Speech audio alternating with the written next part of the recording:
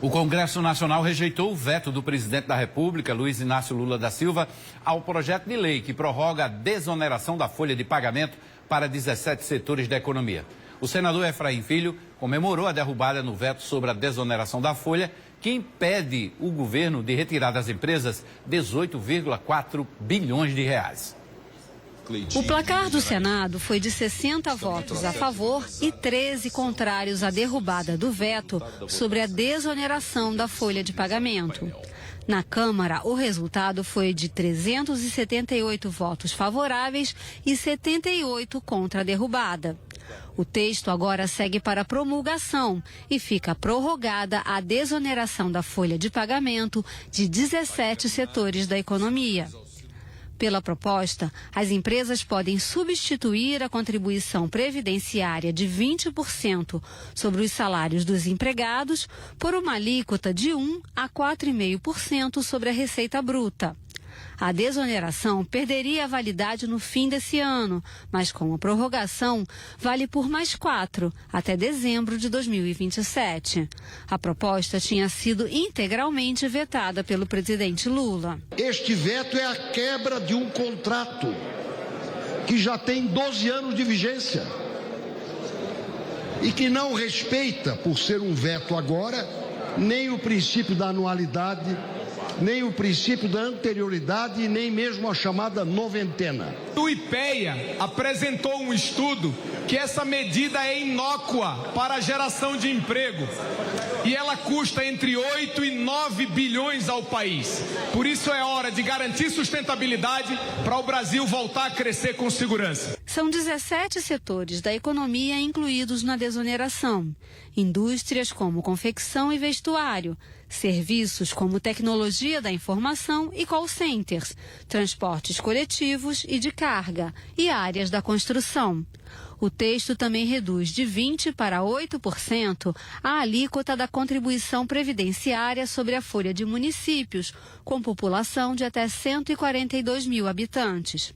E para compensar a diminuição da arrecadação, prorroga até 2027 o aumento em 1% da alíquota da COFINS Importação. Trará, primeiro, segurança jurídica para quem empreende, poder fazer o seu planejamento. Segundo, trará paz de espírito para quem trabalha, para quem tem o seu emprego e não estará ameaçada a demissão. Terceiro, trará esperança para quem ainda não tem, para quem está na fila do desemprego, jovens que querem uma primeira oportunidade, pais ou mães de família que querem, com o suor do seu rosto, colocar o pão na mesa da sua casa. Essa foi a maior derrota do governo Lula e do ministro da Fazenda, Fernando Haddad.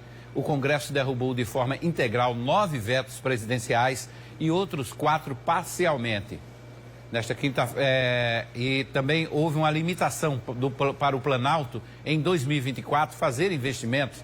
As votações foram por ampla margem de votos, contrário à administração lulista. Vamos trazer aqui a relação dos 13 vetos. Foi vetada a prorrogação da desoneração da folha de pagamento, um que trata também de benefícios para quem surdez unilateral. Também foi vetado a criação de quadro de pessoal efetivo para o Ministério Público da União, uma pensão especial aos ex-integrantes do Batalhão do Suez. O novo arcabouço fiscal sofreu um veto parcial porque o governo queria gastar em obras e não apresentar os gastos dessa obra na contabilidade do teto de gastos. Também serviços de vacinação também foram vetados. Servidores do Poder Judiciário da União, benefícios para eles também foram vetados. Bolsa de pesquisa, redução na quantidade nos parcelamentos e nos valores de bolsa de pesquisa também foi vetado. O marco legal das garantias de empréstimo teve o veto parcial. Metodologias alternativas nas escolas do campo, como as bancadas queriam ter, houve o veto total. Um adicional de periculosidade a motoristas, o governo não queria ceder, vetou e esse veto foi derrubado pelo Congresso. O marco legal das ferrovias também houve uma derrubada parcial dos vetos. E o marco temporal das terras indígenas também houve a derrubada parcial desse veto. Alguns vetos estão sendo negociados ainda nos bastidores, né, para ver se consegue alguma alternativa, uma medida provisória, o que seja, mas os congressistas já deram sinais claros de que não aceitam essa negociação de bastidores. Aqui no estúdio comigo, Edinho Magalhães, jornalista e nosso parceiro em Brasília. A gente vai fechar essa semana, Edinho, fazendo esse balanço do governo Lula. Afinal de contas, foi o grande teste do ano para Lula, né? Boa tarde, Hermes. Boa tarde a todos que nos veem e nos ouvem. Prazer enorme estar aqui novamente. Mas esse é um retrato de uma situação de um governo que precisa dialogar mais com o Congresso. Se você foi eleito com pouca margem de vantagem sobre o seu oponente, se você chega na presidência da República no sistema de governo em que o Congresso, o Legislativo, tem proeminência, se você não tem uma base sólida de parlamentares, você tem que fazer com que, pelo menos, a Casa Civil procure o Congresso para dialogar. Qual foi a maior crítica dos parlamentares este ano com relação ao governo Lula? Não foram recebidos, não houve diálogo, não houve aviso. Agora mesmo, com relação a esses vetos, eles foram, na sua maioria, criados e essas matérias foram vetadas sem aviso prévio, sem o diálogo, sem uma combinação. O senador Efraim foi uma proeminência nessa crítica e nessa tentativa de poder resgatar o benefício a todo esse ciclo de empreendedorismo, né, que tem aí R$1 trilhão de faturamento e que faz emprego e renda para milhões de brasileiros, nessa reconstrução para a derrubada do veto, que poderia ter sido dialogado ou combinado. Então, realmente um ano de muitas dificuldades para o governo federal, Hermes, e aquela máxima, ela retorna. Quando você tem um executivo fragilizado, os outros poderes, eles assumem a proeminência. Foi assim no governo Bolsonaro, com o protagonismo do Supremo Tribunal Federal, todos se lembram da figura do ministro Alexandre de Moraes, e agora do Congresso Nacional se arvorando sobre as ações do Executivo. Então, realmente, de fato, Lula está refém do Congresso, o rei está nu, a regra está posta e nunca será o suficiente. Agora, então, ele tem que buscar o diálogo. Agora, Edinho, o governo andou distribuindo muitos cargos com o Centrão, né? Inclusive para paraibanos. Não deu certo, não deu resultado? Nem vai dar. Quando você junta o agro com essa frente parlamentar do empreendedorismo e eles chegam a 350 votos, não tem emenda e cargo que dê jeito se a matéria, por acaso, afrontar diretamente, em parte ou no todo, os interesses do agro ou do empreendedorismo. Então, é uma dificuldade muito grande que o governo tem, é latente e ele tem que mudar essa curva. Lula já está com uma certa idade, parece-me que ele já gosta de falar o que quer e o que quiser, mas os auxiliares dele, em especial o ministro Rui Costa, não dialoga, não recebe, não sai do canto e o governo federal precisa urgentemente praticar essa reforma ministerial que dizem poderá acontecer, nota de bastidor, já agora no mês de janeiro. Então ele pode ser que mude também aí algumas peças-chave na Casa Civil. Vamos ver se ele tem coragem de tirar Rui Costa, porque eu me lembro que eu fui para a cobertura da Marcha dos Prefeitos lá em Brasília no início do ano, março, abril, no início do ano. Já se reclamavam muito da atuação de Rui Costa, ao mesmo tempo em que elogiavam a atuação de Alexandre Padilha. Pois é. Então é um remanejamento. Ele não precisa necessariamente tirar Rui Costa, ele pode acomodá-lo de outra forma em outro lugar. E o governo precisa mudar essa retórica, Hermes, porque poucos se lembram, a gente não pode esquecer que há bem pouco tempo atrás a indicação do DPU, que é o Defensor Público da União. Um cargo não é uma indicação para o Supremo Tribunal Federal. É muito importante, mas não chega a ser uma indicação para o Supremo. Foi rejeitada.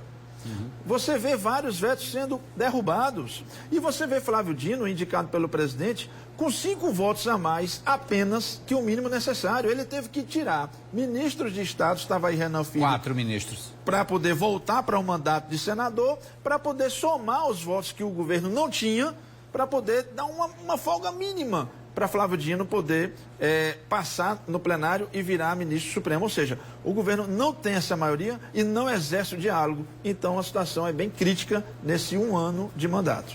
Agora você falou em Efraim Filho, ele foi protagonista ontem nessa cena, aliás, já está há vários meses como protagonista dessa discussão, até porque são os 17 setores que mais geram emprego. Efraim segurou essa bandeira, enfrentou desde a Câmara Federal, diga-se de passagem, no governo Bolsonaro, ele já defendia essa proposta, aí veio com a prorrogação esse ano e me parece que termina um ano em alta, não só com os setores produtivos, como para a mídia geral. com certeza a estrela do líder Efraim Filho brilhou e continua brilhando, porque são matérias importantes, de grande vulto, de grande importância. Ele, como líder nacional do partido União Brasil no Senado, tem proeminência e ascensão com a presidência do Senado. Nota de bastidor, Rodrigo Pacheco deve sair, Davi Alcolumbre deve voltar, que é muito próximo do senador Efraim Filho, e ele ali sendo porta-voz de duas frentes parlamentares importantíssimas, a do comércio e serviço e a do empreendedorismo e do todo o mercado de atacado, de varejo, de shopping centers, de tudo que você mais, construção civil, esses 17 setores, Hermes, que são importantíssimos e têm um faturamento parecido com o do agro, cerca de R$1 trilhão por ano, não é brincadeira. Nenhum presidente da República, em sã consciência, teria feito um veto total aos interesses desses setores sem dialogar com o Congresso Nacional antes. Verdade. A gente volta daqui a pouquinho a conversar com Edinho Magalhães. E olha só, ainda a respeito desse veto para desoneração, a Federação das Indústrias do Estado da Paraíba avalia como positivo a derrubada do veto feita ontem no Congresso Nacional. O benefício iria acabar no próximo dia 31 de dezembro e agora vai ser prorrogado até o fim de 2027. O presidente da Federação das Indústrias do Estado da Paraíba, o Boega Gadelha, está aqui conosco. Seja muito bem-vindo ao Correio Debate. É um prazer enorme estar no Correio Debate. Por sinal, sempre tem um retorno, um feedback da população de que eu estive no Correio Debate e se gostaram ou se não gostaram, também eles me dizem. Isso é muito importante para a gente dar notícias para a sociedade paraibana como um todo. Como presidente da FIEP-PB, a gente veio aqui para conversar com o senhor sobre esse assunto e aí eu começo perguntando, essa medida ela impacta diretamente quase 9 milhões de postos de trabalho. E o senhor me dizia que é uma vitória para a sociedade. Sem dúvida alguma, aplausos ao Congresso Nacional pelo veto massivo, assim, o veto acachapante mesmo a essa medida do presidente. Então, esses setores todos que empregam muito, como confecções, todos merecem. E, no fim, o governo não vai perder muita coisa, porque quando se comprar um televisor, você vai pagar o imposto completo, certo? Então, não haveria razão nenhuma, porque nós estamos precisando de geração de emprego e renda. Como é que esses 17 setores eles serão afetados com esses mecanismos? Com esses mecanismos, os empregadores, eles sentem que vão pagar menos e podem empregar mais. Então, o custo da sua produção vai ser menor, vai chegar também para a sociedade um custo menor de ativos, como é o caso de apartamentos, de imóveis de uma maneira geral. Esses vão chegar bem mais baratos com essa redução, com essa desoneração da folha de pagamento. A gente está às vésperas de entrar um novo ano. Será que a população finalmente vai poder celebrar, né? Porque se tem emprego, tem um povo mais feliz. Ninguém merece começar o ano já fora do mercado de trabalho. Então, com uma geração aí com mais empregabilidade e também uma economia mais estável, especialmente nesses 17 setores? Acredito que sim, não só nesses 17 setores, mas nos outros setores também. Os outros setores já não foram aquinhoados porque estão em boa situação, ou em situação um pouco melhor. Mas eu acredito muito, eu tenho muita fé e esperança no futuro do país para esse 2024. Muito bem. Para a gente finalizar bem rapidinho, quais eram os riscos para que as pessoas de casa possam entender um pouco mais caso esse veto não fosse derrubado? Não, se esse veto não fosse derrubado, o Brasil arrecadaria mais 9 bilhões e meio de reais.